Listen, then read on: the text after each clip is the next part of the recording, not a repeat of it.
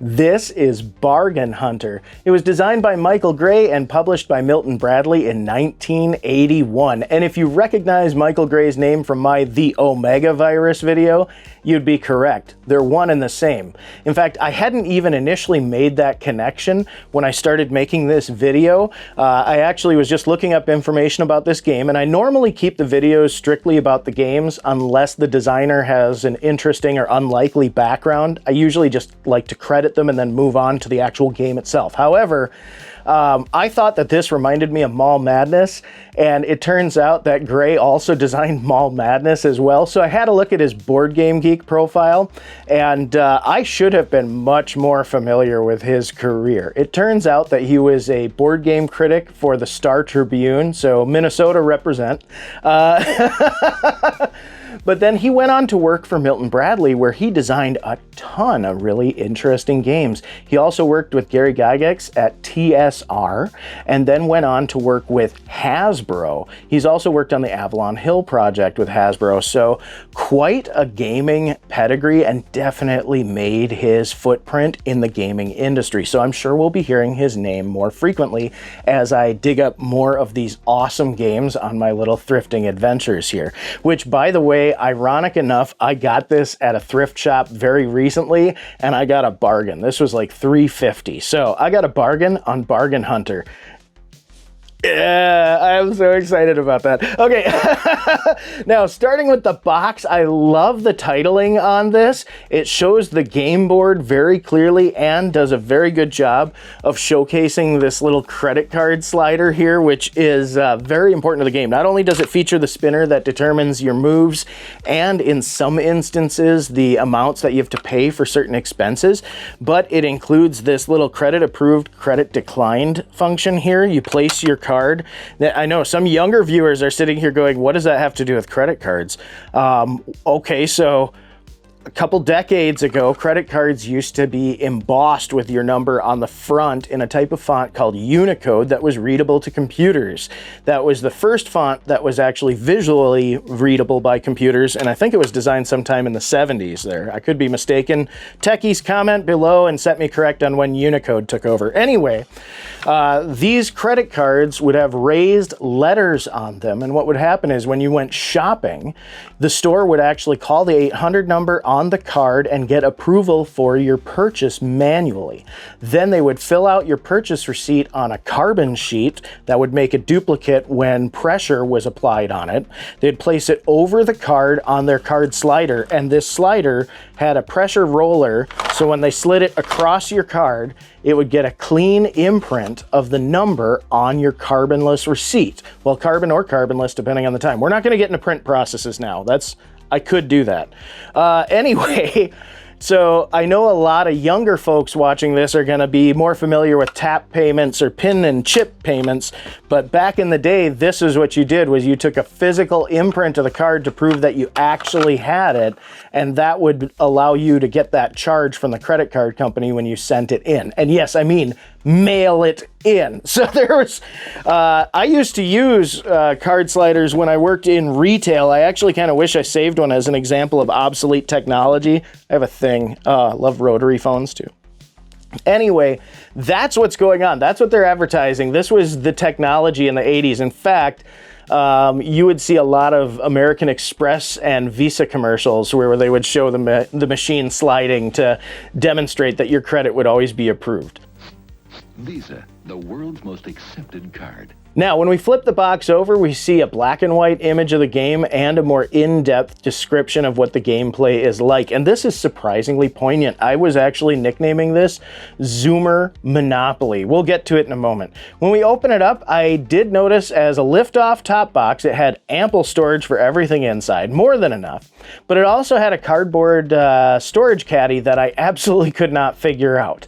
But it clearly had dimensional cutouts that would fit components from this card reader. So I don't know if it was incomplete, but I am really glad that it didn't get thrashed by the previous owner. Normally when we have cardboard inserts that nobody understands and I get a secondhand copy on the show, the insert has needed some reconstruction because people will just smash everything into the game box. So though the box is a little worse for wear, the insert was intact. We get this board here that actually folds into thirds, and I thought it was quite lovely. It's got taped edges.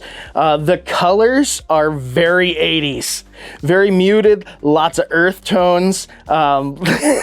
It looks great though. And I do like that the department stores actually have hand-drawn and painted illustrations on them for the art. You'll notice that each store has 4 price cards sitting face up on it. So these price cards will actually change throughout the game.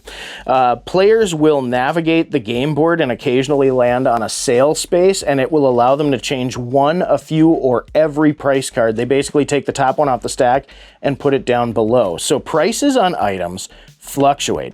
The premise is you start with $1,000 cash and $1,000 of credit on your plastic card.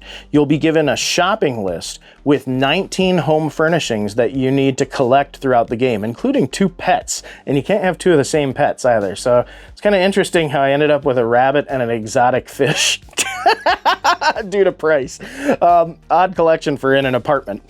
Each player gets one of these nice chunky movers here, and they'll start on the payday space. The payday is kind of like your pass go. Every time you pass it, you collect $300 for your pay, for your wage, and then you'll also have to pay the 10% interest on any loans that you have. So if you've charged anything to your card, you want to try to pay back at least some of the principal so that you get charged less by the next payday. But otherwise, the game does a really good job of demonstrating how you can get caught in a never-ending borrowing loop, having to constantly just barely pay your interest. But that's usually the second half of the game. Anyway, so players will navigate clockwise around the board, getting paid every time they hit payday, and they will have the option as they come to these stores here to enter the store and navigate their way around the store. You'll see that the stores have brown and dark brown spaces. The dark brown actually indicates that that's a particular item that is lower priced at that store regularly. So all of these spaces are items on the player's list, and they're trying to land on that space to get the opportunity to buy the item. And hopefully they've entered a store that regularly carries that item at a discount price. If they land on one of these purple sale spots, that's when they get to change the price at one, a few, or all the stores. They take the top card and put it on the bottom of the stack. So they don't know what the prices are going to do, but they know that they'll at least change. So when I was first playing this, we left the prices for quite a while till we accrued everything that we thought was a good deal. And then when somebody landed on the sale, we all decided to change it. But you can definitely mess with people that you're playing with by taking away a good deal that you know that they're after. Additional spaces on the board include bargain finder spots where you can collect a bargain finder card. These will include things like a discount off an item or the ability to move either forward or backward when you're in one of these stores without having to rely on the spinner. That's important because if you overshoot a deal that you want or you don't quite move far enough, you can guarantee that you'll land on that spot. A similar function happens actually when you land on the pink exit space when you're leaving a store. It'll give you the option to go to any spot in that store. You have to land there you have to land on the pink spot by exact count, and then it gives you the option to just go back to the store as a bonus and get exactly what you want, which I thought was nice. Or you can draw an event card. So we had the bargain finder cards. The event cards are usually things that happen right away. Sometimes you can hold on to them for play later, but most of the time you read them out loud and play them. This is one of my favorites. Rich Uncle pays off all of your credit debts now. That one's nice. But as players are navigating around the map, essentially this is like a financial chicken game mixed with a racing game. You're all trying to collect 19 items and pay off all of your debt. The first person to get all 19 items, including their 2 pets, and have a 0 balance on their credit wins the game. So there are times the game in the late stages can literally be about paying off your loans. Like you're just trying to get to payday and hoping not to land on a life event that really knocks you back down. And then what's even funnier is when you land on like one of these red spots, they'll have things like charity, give $10 times the spinner number. So you have to spin, and then like I landed on a 4. That would be a $40 bill that I got to pay if I land on charity. And if I'm trying to charge with my plastic card, this is what I think is neat about this little card reader. So there's a spinning wheel here, and you can actually see a good view of it on the back here. And when the card reader passes over it, and I think it just has to be up. Yeah, it has to be, it relies on gravity to spin. But when the card reader passes over it, it spins this wheel, and then it'll stop facing up saying credit approved or credit not approved. So the reveal is kind of played out in a dramatic way. You place your plastic card here blocking that window, and you do your little shuck, which any kid who watched television in the 80s saw an American Express or a Visa commercial where they were showing them use the card imprinter. And you pull it open and it says, like in my case, credit approved. So in that instance, if I'm approved for credit, I write down on my list how much I borrowed, and that way, and how much I borrowed it for, like what I borrowed it for. What's interesting is, sorry, I'm stumbling over my words here. There are blanks by the items themselves, so you can mark how much you paid for them, and then there's the actual charge limit. So what's interesting is you can mark the ones that you charged by the price that you paid, and then add it all up for your charge limit, and then keep track of that as you begin paying it off. It gives you enough space to fill that out however you find most convenient. I found that I didn't really use the blank spaces too much. I just used the check boxes and the actual charge limit itself without necessarily recording my deals. But it is fun to see what you got the best deal on at the end of the game. So one of the playthroughs I did mark down every price that I paid to see what I paid more and less for when I got done. And that was actually a whole new dimension of fun. So I highly recommend doing it. Because again, if you like bargain hunting in real life, this is surprisingly fun. However, that being said, it's also very financially stressful. It does a good job of being an allegory of how young life is, which is why I thought that I don't think I'm overly callous in saying that this kind of felt like Zoomer Monopoly. Right now, when you have a lot of people who can't afford to be purchasing commercial property, instead they're just looking at buying housewares and balancing their paychecks versus their credit. And I thought that this was actually kind of poignant in that regard. I wouldn't hazard to say that this is an educational game full out, but I would say that much how Monopoly was originally designed to teach about the dangers of land ownership monopolies and its unsustainability, this is a really fascinating game about how trying to keep up with the Joneses can lead to financial ruin. And financial ruin is a state in this game. You don't go bankrupt to lose. You only lose once somebody wins. So once somebody finally crosses the finish line, having paid off all their debt and furnished their apartment, they win and everybody else loses. But if you run out of money before that, you have to hand your shopping list off to somebody who keeps track of your debt, and you just circle the board immune to any of the other events until you pass enough paydays that you're back to where you can collect your money again. So it's kind of like fully garnished wages. So it is kind of a march of shame around the board, and it does happen. I tried playing this very conservatively and not using my line of credit, and it's possible, but you can still get knocked on your butt by life events that kind of force you to try your luck on the card, and your heart sinks when you haven't charged a thing on your card and then you go to do it and at random you're not approved. Like that, the stuff is real. Like they make the moments real, that's the other thing is by having it be random and not like you're just guaranteed to always be able to dip into this credit, it adds that certain level of stress that you would feel if you were really in financial straits. So this is a very interesting lesson because again, since you're racing players to collect everything, it's a lesson against keeping up with the Joneses at great expense, because I noticed that a lot of people, and I mean myself included, when I was first getting out into the world and getting established and getting a home and everything, it feels almost insurmountable. And you see your friends buying nice cars or nice furnishings or whatever, and you feel behind, and so you really want to push forward and by any means necessary make sure you have that sofa or that flat screen TV or that toaster oven like what they have here. And I mean, this game also does a great job. It's 19 items, and they're all things like an iron, a bed, a dresser, a lamp, a sofa. It's all like reasonable stuff. So it really hits home that like you're buying a lot of stuff that seems really boring, but you actually do need it to furnish a home. So, I mean, imagine trying to race your friends to that level of establishment, just like in real life. And the harder you try to overextend yourself, the farther you fall and the more you get set back. So, interestingly enough, like I said, I tried to play conservatively and not use my line of credit, and I still ran into situations where I was pushed into it, which felt very real.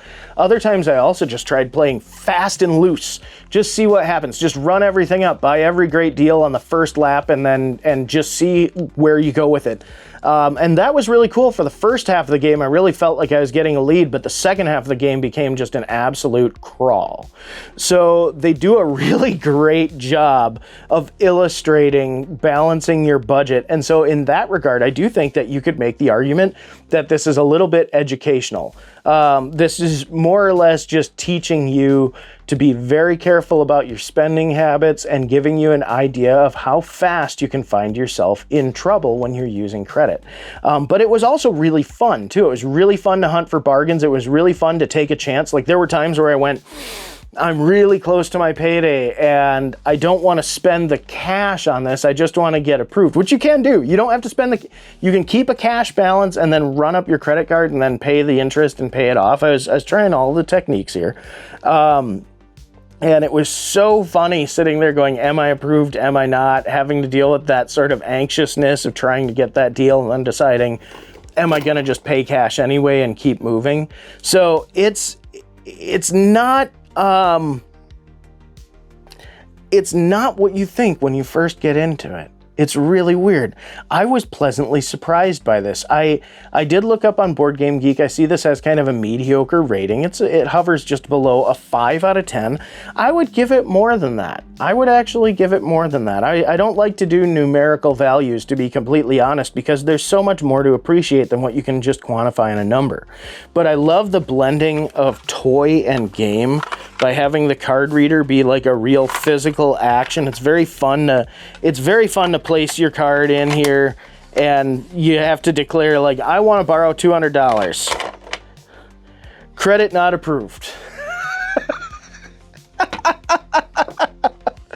That's enjoyable. That's fun. There are very few gotcha scenarios, but you can force people to pay their interest on the spot with certain event cards or bargain finder cards. I think those are all event cards for that one. It's neat getting the discounts on the bargain finder cards. Yes, 2 player pieces can occupy 1 space even in a department store, but that was a pain because all the spaces are big enough for 2 to occupy all the way around the board, but as soon as you get in a department store, it gets cramped. But your likelihood of actually occupying 2 on 1 space at a time, pretty limited even with 4 players. I noticed that we didn't really run into situations where that happened too frequently. I love the fluctuating prices. Again, I can't get over how very perfectly 1981 everything looks. I am a little bit disappointed that I got some yellowing and oxidation on the plastic here. That's not grime that you're seeing on camera. This is common for things like this. There are some chemical agents for removing that yellowing. I haven't tried any yet, but if you have a recommendation, if you've done restorations before, comment below. I'd be interested in cleaning one of these up. I know it's common with game consoles too. It has to do with flame retardants in the plastic, oddly enough, because plastic without any flame retardants will go up real fast. But this, I mean, you would think that it's just a simple spin and move, but once you get the budgetary stuff in play, it's so fun. And players can make loans to each other too. So there's some interesting dynamics where it's like, hey, can I borrow $20 and stuff? And then you owe the bank and then you owe your friend. Like, it's such an allegory. But yeah, this is kind of like middle class Monopoly right now. It's just the only thing that I would change if I were to modernize this game, because you could totally release this today, but you know how you would make this modern. First off, people don't generally like go out to shop as much as they used to, so you might rename the department store to something else, albeit I found it really comforting to have department stores in the game. I don't know why. I thought it was great. Department store, furniture store, pet shop. That was enough for me, but you could do like furniture store and superstore or something like that and achieve the same thing. I probably would still start people with $1,000 and still pay them $300 just for ease of use in the game, but I would consider giving them a higher credit limit with higher interest. Like I would probably do a $2,000 credit limit with like a 20% interest, like just double it. And that would feel much more modern in my eyes. And I think it would still work. I actually should try that now that I'm saying it out loud because we haven't tried it that way. But I would say that this would be an awesome game to bring forward into the modern era just because, like I said, it really felt poignant. I mean, 45 years later, this is kind of a silly throwaway fun shopping racing game, which, like I said, it's like playing financial chicken with the other people on the table. That was really fun. But I totally think that this is a great idea that I would love to see modernized. If you know any games that are kind of like a modernized concept of this, comment below. I would love to try it out. I'm sure there are other takes on this in the genre. But this is such a neat little curiosity, a neat little piece of history. I love that I found it while shopping at a thrift shop. That's probably like the most fitting thing ever. So what's your favorite come up at a thrift shop? What have you found an amazing deal on? Comment below, let me know. If you had a good time on this video, hanging out with me and looking at a classic game, please like and subscribe. And thank you to my couch potatoes, the channel members who make awesome videos like this possible. I couldn't do it without you. Thanks for joining me. We'll see you next time.